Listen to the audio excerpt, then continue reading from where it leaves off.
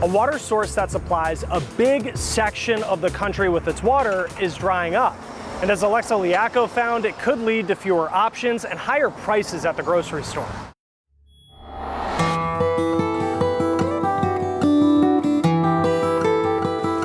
I have farmed in the area since '83. Kent Dunn and his sons spend their days preparing for harvest. To have everybody in the same field and, be able to visit, tease a little bit, and just all be together is kind of a neat time. It's a family tradition they're fighting to preserve. Like the grandkids to be able to farm if they want to. But the Dunn's legacy and the crops they grow rely on the one thing in short supply here in southwest Kansas. If we don't conserve the aquifer, it'll be something that eventually just disappears. All the fields across the region pump water from deep in the ground, out of a natural source that's quickly running dry. Usually 1 to 2 inches a year is about all the replenishment that the state gives us credit for. So not much. Not very much, no. So not when we're pumping 18 to 20 inches out.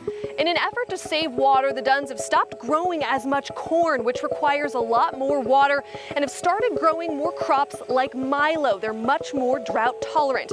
That's because their fields sit on top of the Ogallala Aquifer.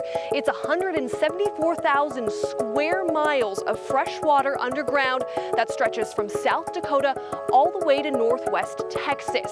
It supplies the water for more than 1/4 of all the irrigated crops in the United States.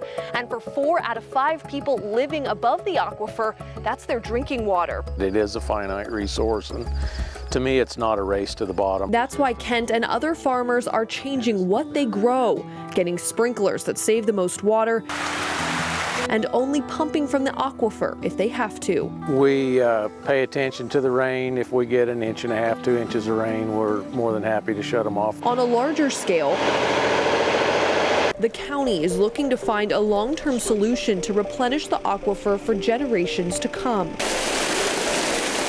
Water is needed to keep food prices down, quality up, and to meet the market demands across the globe. So it's really a key concern for everyone. Mark Rude drove almost 400 miles to fill a truck with flood water from the Missouri River to dump into the dry riverbed in southwest Kansas. We released the water. It went tens of feet flowing downriver, but very quickly, in a matter of about 10 minutes, completely soaked in, 6,000 gallons. Just a drop in the aquifer's bucket, but showing that one day, if a system was built, the agriculture in the region could be saved. We have to start with a few steps. So ultimately, pipelines, we're even looking at shipping by rail.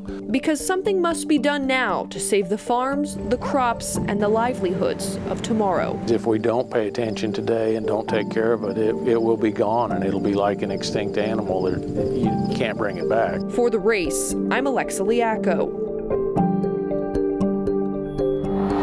Thank you for joining us this week as we explored environmental issues. Join us next week as we take a close look at misinformation and the role it's playing as the election gets closer.